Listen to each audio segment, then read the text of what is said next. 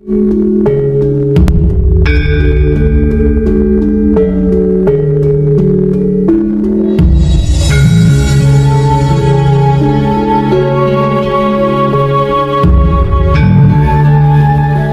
malam sahabat dimanapun berada.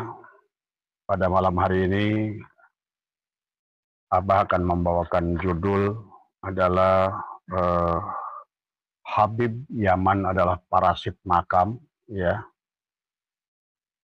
yang ditulis oleh Hub de Jong. Ya, jadi Hub de Jong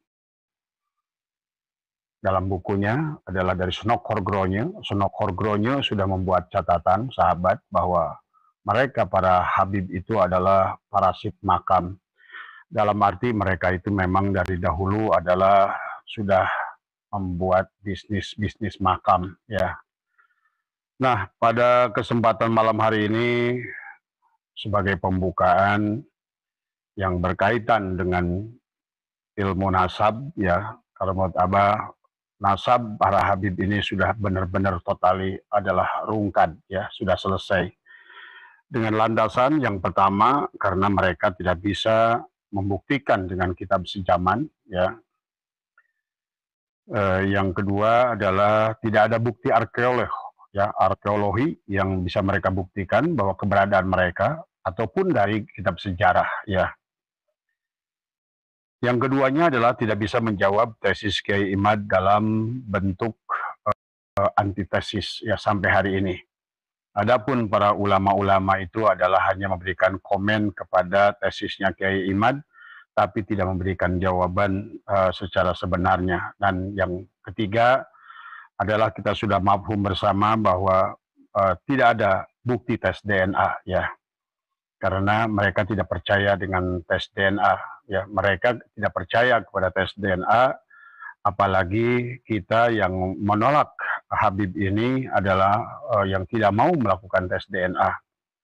Jadi bagaimana kita mau percaya kepada perkara itu, ya. Kemudian beberapa hal yang juga harus kita ambil catatan, ya, dalam kasus nasab ini adalah bahwa para habaib ini membawa ajaran yang keluar dari semangat Al-Quran dan Al-Hadis, ya.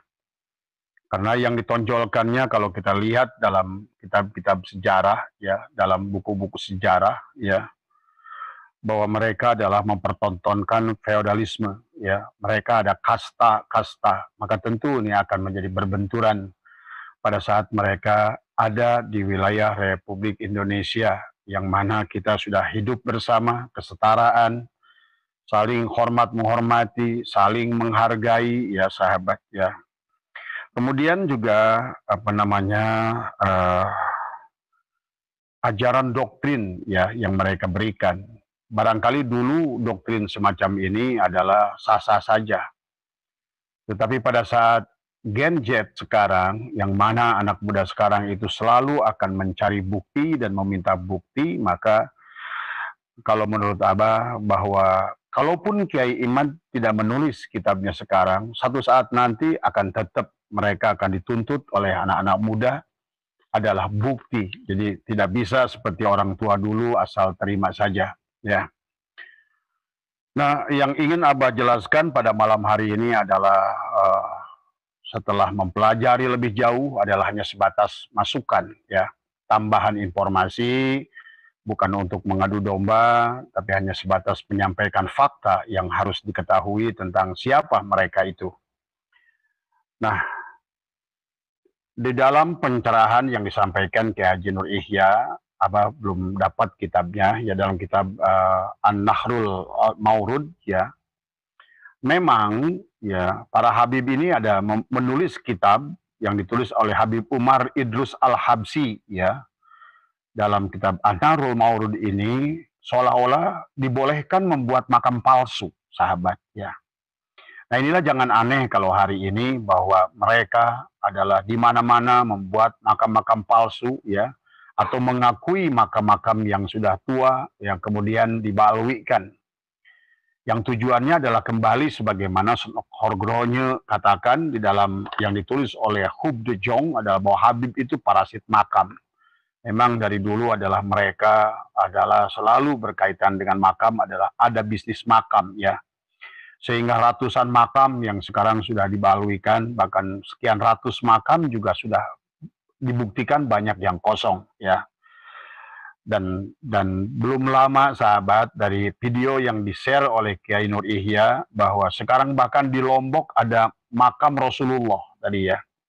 Sudah beredar videonya, ada makam Rasulullah tadi semua. Jadi ini sebetulnya karena berawal dari ajaran yang dibawa oleh Habib ini ya, yang kalau menurut Abah banyak bertentangan dengan Al-Quran, dengan Al-Hadis ya. Apalagi kalau kita baca 502 kitab khurafat yang dibuka, yang senantiasa dibahas oleh Habib-Habib ini, yang sering Anda dengar lah, ya Abah tidak usah ulang-ulang.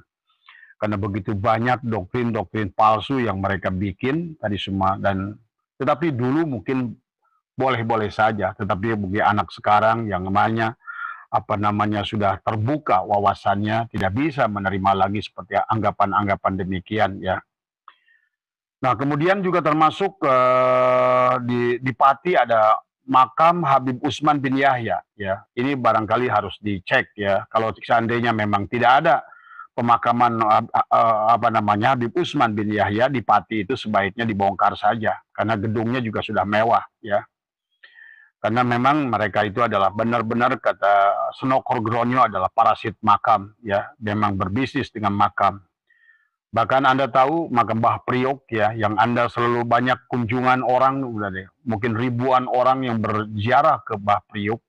Ternyata setelah saya cek juga dengan pemerintahan DKI dan dulu waktu gubernur sebelum Pak Ahok, sesungguhnya itu sudah dinyatakan bersama bahwa sesungguhnya makam itu adalah kosong ya. Maka itu dulu Pak Ahok idenya hanya membuat cagar budaya, tetapi mereka nggak ngerti bahwa sesungguhnya makam itu juga dijadikan alat untuk mencari uang ya. Karena memang demikianlah ya budaya mereka ya, sampai Hub de Jong itu nulis dari catatan kakinya Senokor Gronyo bahwa mereka itu adalah parasit makam ya. Kemudian ada makam Habib Umar bin Yahya yang belakangan ini baru dibongkar dengan beko, saya ada videonya ya. Ternyata juga kosong ya sahabat. Jadi nah, setelah saya pelajari sejarah, kemudian saya nemukan videonya Profesor Manasem Ali ya. Bahkan sahabat, kebiasaan suku Yaman ini itu sudah terjadi pada jauh sebelum ini. Mereka lah yang menaruh berhala yang ada di Ka'bah ya. Dalam kitab Al-Asnam ya, itu ya ada disebut Bani Jurhum ya. Bani Jurhum itu setelah dipelajari, diteliti, ternyata mereka adalah asli Yaman, mereka adalah Kohton ya. Dan itulah mereka juga membuat berhala-berhala di sekitar Ka'bah. Jadi bahkan sebelum baginda Nabi lahir, mereka itu adalah sudah membuat berhala, itulah yang dikisahkan pada saat baginda lahir, Abdul Muthalib adalah membersihkan ya, dan itu yang membuat yang menaruh adalah yang disebutkan Bani Jurhum, yang setelah dipelajari ternyata mereka adalah asli Yaman dari Kohton ya. Nah, ini harus dipahami oleh kita tentang budaya, pola pikir, kemudian juga bahkan kalau menurut saya juga harus diteliti tentang akidahnya. Karena banyak yang berseberangan ya, walaupun mereka sering mengaku mazhab Syafi'i ya, tetapi adalah dalam beberapa hal banyak berbenturan dengan mazhab Syafi'i. Bahkan mereka menghina adalah Imam Syafi'i itu tidak seberapanya dibandingkan dengan Habib Zain tadi ya. Nah, ada kejadian yang luar biasa, mungkin Anda pernah dengar ya, pada saat Raja Saud ya mendirikan adalah Arab Saudi sekitar tahun 1832, di mana di Arab Saudi itu adalah sedang berdirinya adalah faham Wahabi ya.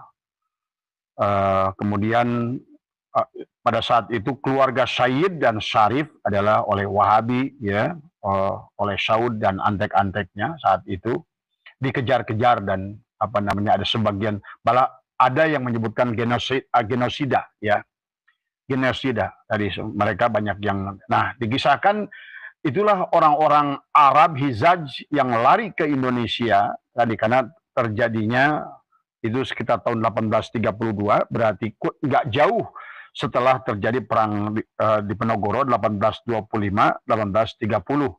Karena terjadinya adalah 1830, dia adalah kasus Wahabi yang mana mereka adalah mengejar-ngejar adalah para Sayyid, para Syarif sampai ke Indonesia. Nah, di Indonesia, sahabat, mereka itu ditampung oleh Hamengkubuwono II. Hamengkubuwono II itu adalah kakeknya Pangeran Diponegoro, ya. Nah, inilah yang nanti Belanda kenapa mendatangkan Yaman, karena sebetulnya awalnya adalah untuk mengimbangi, adalah untuk menyaingi para Sayyid, para Syarif yang di Jogja itu dikumpulkan oleh Hamengkubuwono II sampai ada kampung Syahidan, ya, di mana berkumpulnya para syahid saat itu. Nah inilah, tetapi 1825-1830 kan Belanda itu keteter ya perang melawan Pangeran Diponegoro, ya. Dan Belanda saat itu, sahabat, juga mencari semua keluarga syahid dan keluarga syarif itu memang di Indonesia. Maka itulah mereka memutuskan untuk meleburkan dirinya dan menjadi pribumi. Makanya kata Abah, sesungguhnya keturunan Rasulullah yang asli itu banyak di Indonesia yang sudah menyebar di masyarakat, ya. Karena memang pada saat terjadinya Wahabinisasi ya di Mekah, ya di Arab Saudi, ya mereka larinya ke Indonesia. Tapi kemudian juga dibenturkan oleh Belanda supaya diadu antara Habib dan Sayyid dan Syarif. Nah, sementara Habib adalah pengikut daripada Belanda, Sayyid dan Syarif ini adalah sejalan dengan ulama-ulama kita saat itu, ya, dan ditampung oleh Hamengkubuwono II, ya, yang merupakan kakeknya dari Pangeran Diponegoro, ya, sahabat, ya. Nah, jadi ini adalah yang kita harus perhatikan, ya, tentang keberadaan mereka dari mulai dahulu sampai hari ini. Bahkan sekarang di Indonesia adalah sudah banyak makam-makam kosong, ya, bahkan banyak yang dibalwikan dan dijadikan sebagai ranah untuk bisnis, ya. Maka kalau menurut saran Abah adalah untuk sementara, dan saya berpegang dari dahulu kepada guru saya, Pengarsa Abah Anom. Setahu saya, Pengarsa Abah Anom, Pengarsa Abah Sepuh itu tidak pernah ada jarak ke satupun Habib. Dan itulah jadi saya mengerti sekarang kenapa Abah Anom tidak pernah mencontohkan jarak ke Habib. Satu, karena banyak makam yang palsu, ya, tadi semua. Dan ternyata makam yang palsu itu adalah seolah-olah dibenarkan karena memang ada kitab khusus yang disebut An-Nahrul Maurud itu yang dikarangan oleh Habib Umal Al-Idrus Al-Habsyi. Jadi membolehkan para Habib itu membuat makam-makam palsu yang kemudian dijadikan situs-situs ziarah yang akhirnya juga menjadi bisnis makam, ya.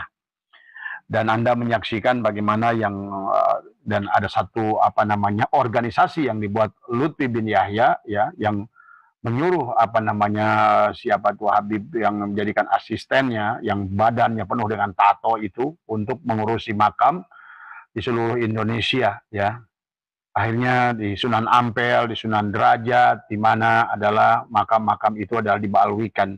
Tetapi tujuannya kita sudah ngerti, karena itulah yang dicatat oleh Senokor Gronyo, mereka sebut parasit makam, karena mereka adalah membisniskan makam.